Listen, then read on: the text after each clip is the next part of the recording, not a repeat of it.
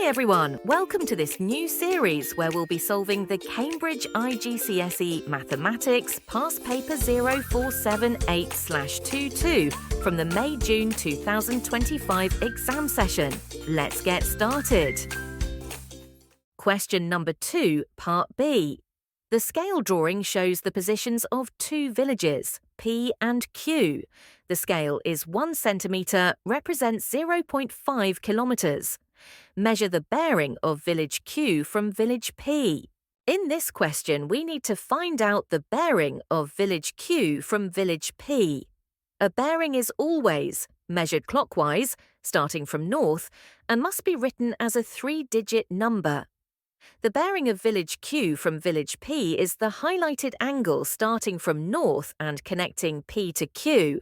We need to use the protractor to measure it. Place protractor at point P, lining it up with the north direction, and 0 mark at P.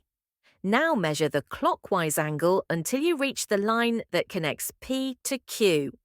That angle is the bearing of Q from P, and it's 110 degrees.